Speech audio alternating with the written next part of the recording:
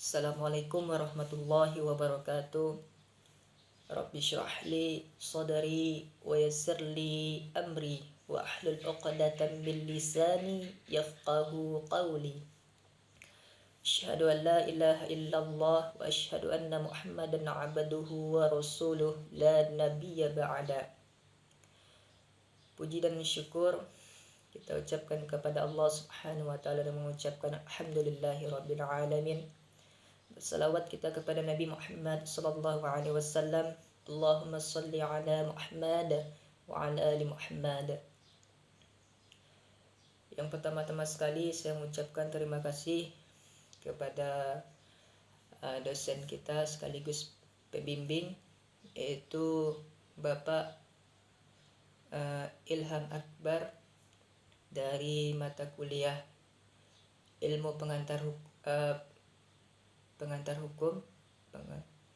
pengantar hukum, yang mana telah memberikan kesempatan saya untuk menyampaikan materi. Baiklah teman-teman, saya akan menyampaikan materi mengenai peristiwa hukum. Peristiwa hukum definisinya yaitu peristiwa hukum atau kejadian hukum. Hakikatnya adalah peristiwa-peristiwa dalam masyarakat yang membawa akibat yang diatur oleh hukum. Peristiwa hukum juga diartikan adalah peristiwa-peristiwa dalam masyarakat yang akibatnya diatur oleh hukum. Menurut Van Apeldoorn, peristiwa adalah peristiwa yang didasarkan hukum menimbulkan atau menghapuskan hak. Menurut Bella Freud, peristiwa hukum adalah peristiwa sosial yang tidak secara otomatis dapat atau menimbulkan hukum. Menurut Sudirman, Kartodiprodjo menyatakan bahwa suatu peristiwa merupakan peristiwa hukum karena terdapat norma hukum yang memberi akibat hukum terhadap peristiwa itu. Peristiwa hukum ada dua macam, yaitu peristiwa yang merupakan perbuatan subjek hukum dan peristiwa yang bukan merupakan subjek hukum.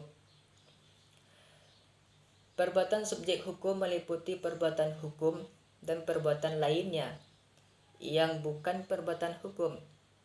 Perbuatan hukum adalah setiap perbuatan yang akibatnya diatur oleh hukum dan akibatnya itu dapat dianggap dikehendak oleh melakukan perbuatan itu. Perbuatan hukum ada dua macam teman-teman, yaitu perbuatan hukum yang bersegi satu atau tunggal dan perbuatan hukum bersegi dua atau majemuk. Yang pertama, peristiwa hukum tunggal atau satu, yaitu peristiwa yang hanya terdiri dari satu peristiwa saja dan akibat hukumnya dikehendaki hanya oleh satu pihak saja. Misalnya hibah, wasiat, dan pemberian. Yang kedua, peristiwa hukum bersegi dua atau majemuk, yaitu peristiwa lebih dari satu peristiwa dan akibatnya dikehendaki oleh dua pihak atau lebih. Misalnya perjanjian jual beli, akan terjadi proses tawar-menawar, penyerahan barang, dan penerimaan barang, dan lain sebagainya. Perbuatan yang sesuai dan yang bertentangan dengan asas-asas hukum, misalnya yaitu perbuatan di mana seseorang dengan sukarela dan tanpa mendapat perintah mengurus kepentingan orang lain dengan atau tanpa sepengetahuan orang ini, pasal 1354 BW. Yang kedua yaitu pembayaran yang tak diwajibkan, pasal 1359 BW. Perbuatan ini menimbulkan hak kepada orang yang membayar menurut apa yang telah dibayarkannya, dan orang yang menerima pembayaran tersebut berkewajiban untuk mengembalikan, pasal 1360 BW. Perbuatan yang bertentangan dengan asas-asas hukum, yaitu sesuai pasal 1364 65 BW menyatakan bahwa setiap perbuatan melanggar hukum yang membawa kerugian kepada orang lain mewajibkannya mengganti kerugian tersebut. Baiklah, saya akan menjelaskan teman-teman skema dari peristiwa hukum ini. Mungkin dari skema ini teman-teman lebih paham dari apa yang saya jelaskan tadi. Peristiwa hukum itu terbagi dua, teman-teman. Yang pertama perbuatan subjek hukum. Dari peristiwa hukum itu terbagi dua. Yang pertama perbuatan subjek hukum. Yang kedua peristiwa bukan perbuatan subjek hukum. Dari perbuatan subjek hukum itu terbagi lagi menjadi dua. Yang pertama perbuatan hukum dan yang kedua perbuatan yang bukan perbuatan hukum. Perbuatan hukum itu terbagi lagi menjadi dua, yaitu perbuatan hukum yang bersegi satu, contohnya wasiat, dan yang kedua perbuatan hukum yang bersegi dua atau contohnya perjanjian.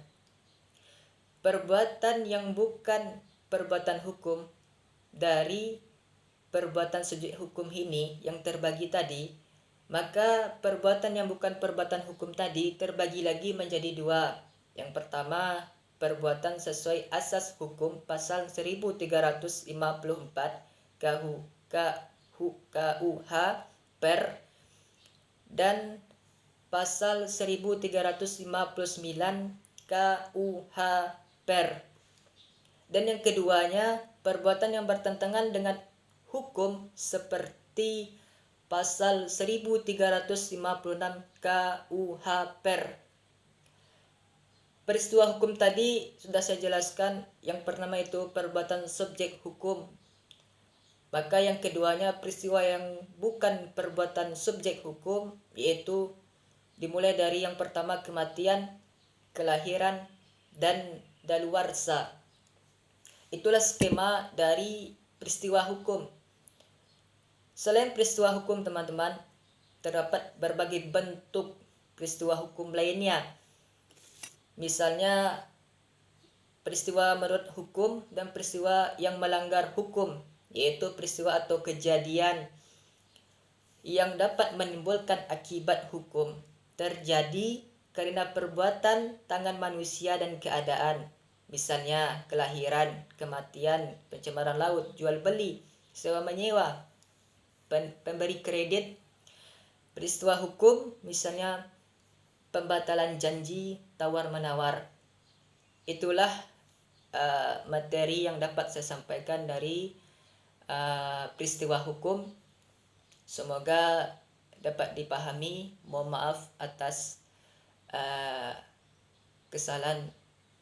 Mungkin ada beberapa teman yang kurang paham, saya mohon maaf. Mungkin itulah yang dapat saya sampaikan. Terima kasih atas waktunya, terutama oleh Bapak kita, Bapak Ilham Akbar, yang telah memberikan saya kesempatan waktu untuk menjelaskan materi ini. Saya mohon maaf sekali lagi atas kesalahan kekeliruan dari penyampaian materi saya. Lillahi fi sabilil haqq fastabiqul khairat. Assalamualaikum warahmatullahi wabarakatuh.